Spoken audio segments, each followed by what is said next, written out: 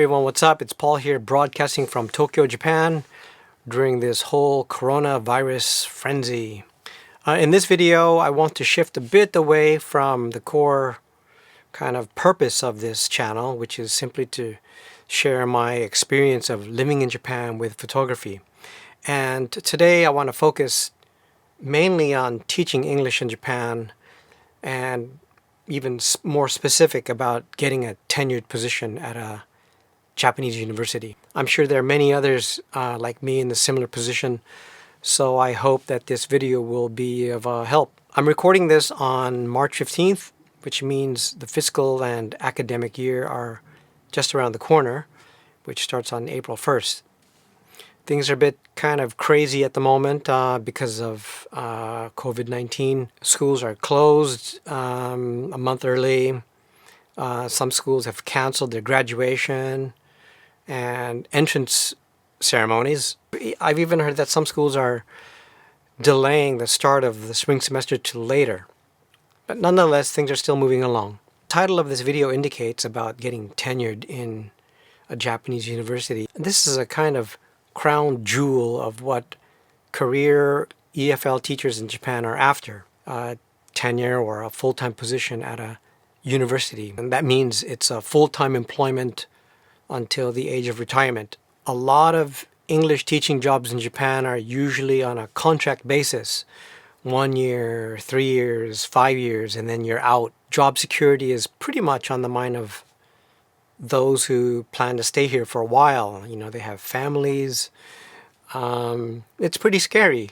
Getting a full-time position, let alone tenure, at a Japanese university is hard. So I'm talking to people who already have the big three requirements: master's or higher, publications, and university teaching experience. Now, if you're thinking about coming to Japan, or if you just landed in Japan and you're going to start your life teaching English at a conversation school, and maybe you're thinking, oh, in the future I want to work full-time at a high school or university, then you should listen up and take notes.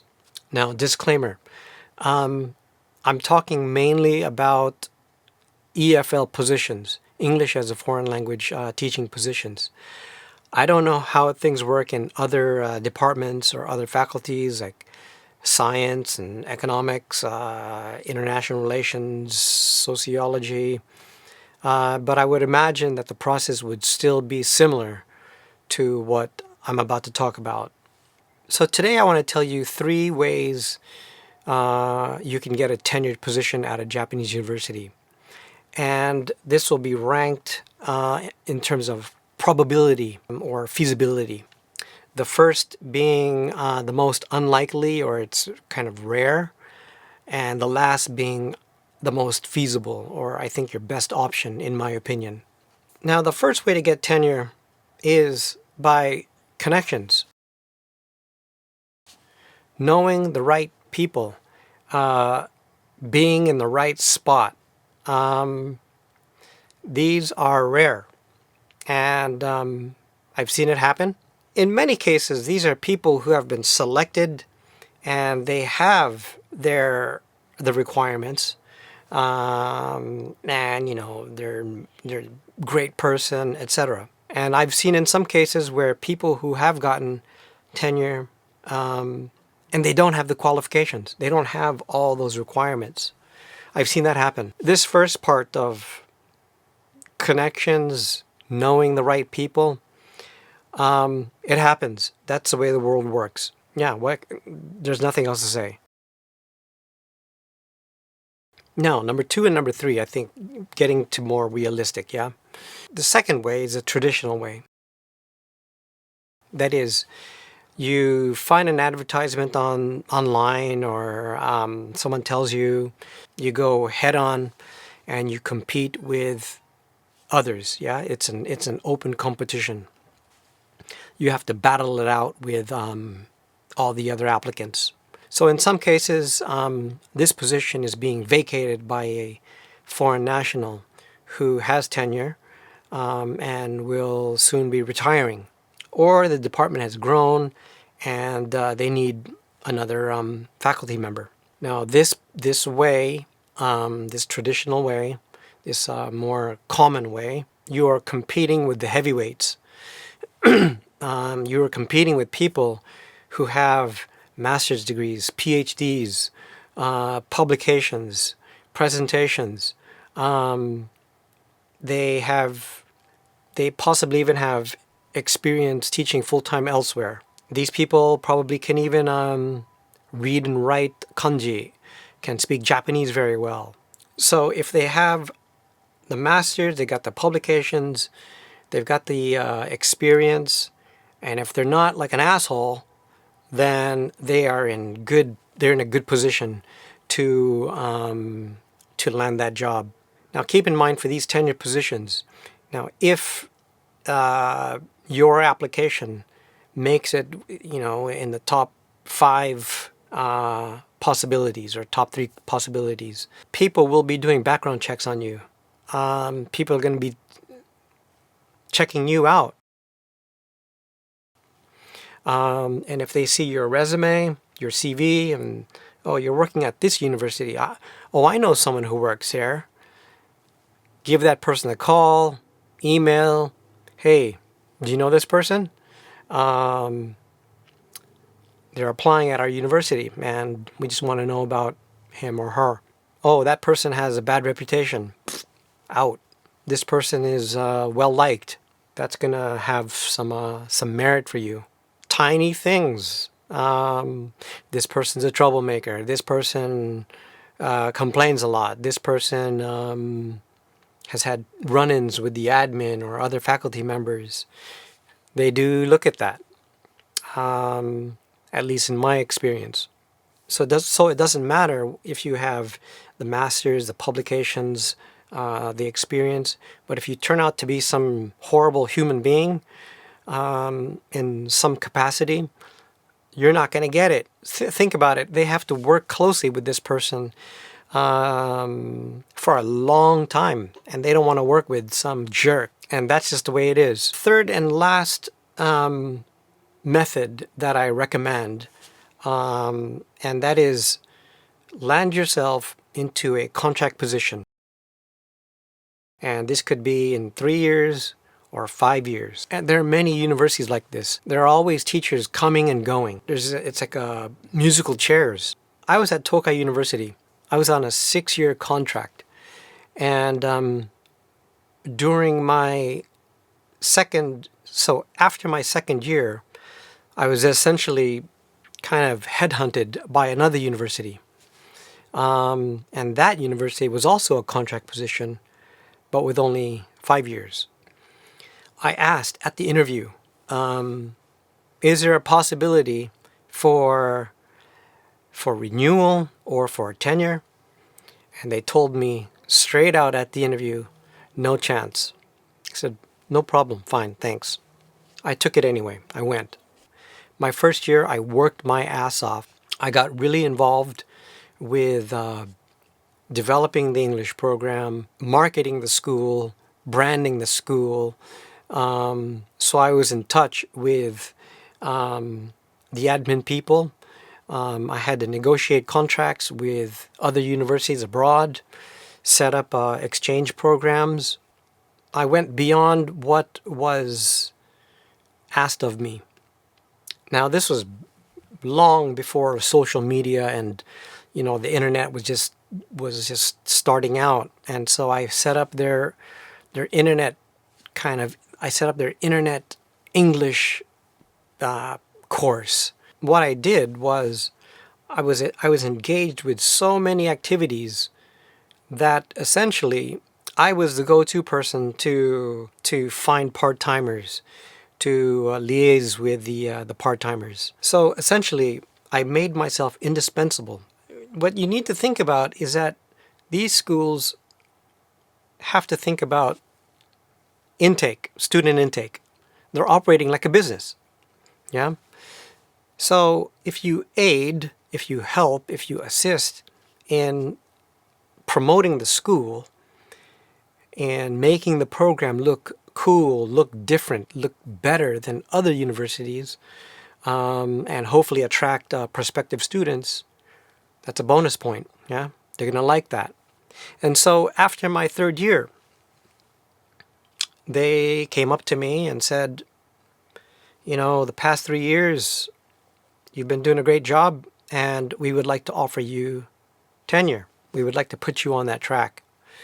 It's going to take time, but we would like to extend that invitation to you. I accepted. I said, well, great, fantastic. Let's do it. Yeah, great, thank you. So it's possible to change your contract from a 5-year to tenure if you have something that the university wants and needs. My final year, my 5th year, I decided it was just too hectic. 80% of my work was admin or promotion related. 20% of my work was actual teaching.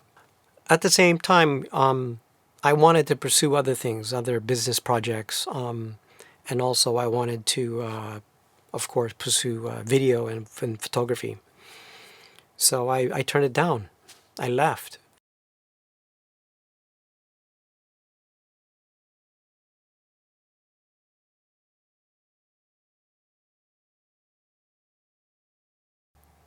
If you research universities that offer full-time contract positions, you ought to check the how many other full-time foreign nationals are there.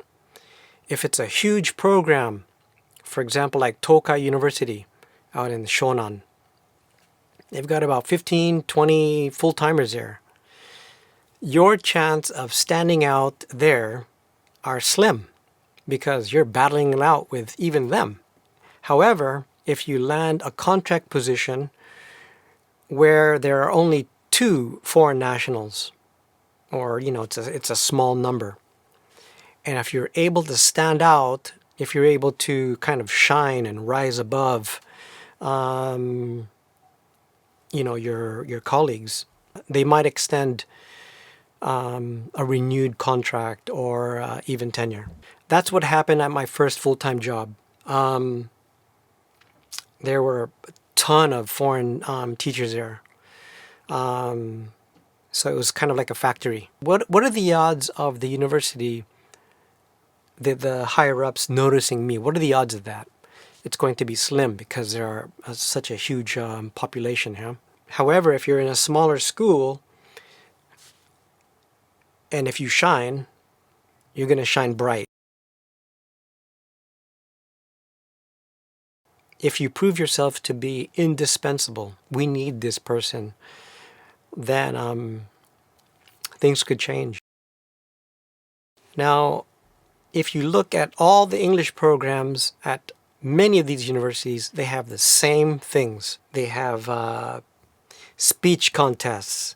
They have exchange programs, 1-month programs, 1-year programs.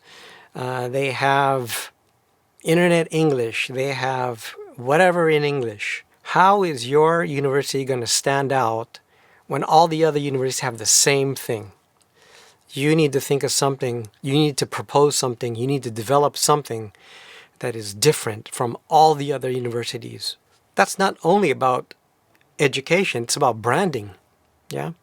How is your university different from that university or that university or other competing universities? I've heard a lot of ideas about how to make the English program more attractive. It's all the same. English blah blah blah, English blah blah blah. At the moment, I'm not on the hiring committee, but if I were, I would put more emphasis on business, IT, computers, social media, communications. You need to produce something that is marketable for the university.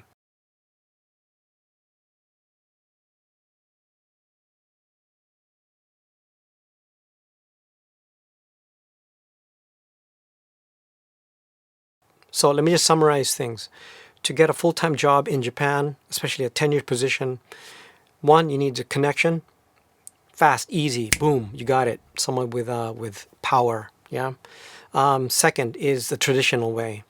Put in your application and go head to head with the others. Yeah, you're in the big arena.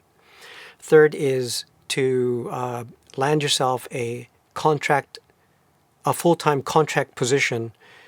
That's maybe 3 years, 5 years, and then while you're there, try to create something that will get you noticed, that the university needs, and that you're the only one that can kind of make that work. And I think if you do that, then your odds will be higher. So I hope the information was useful. Good luck with the job search.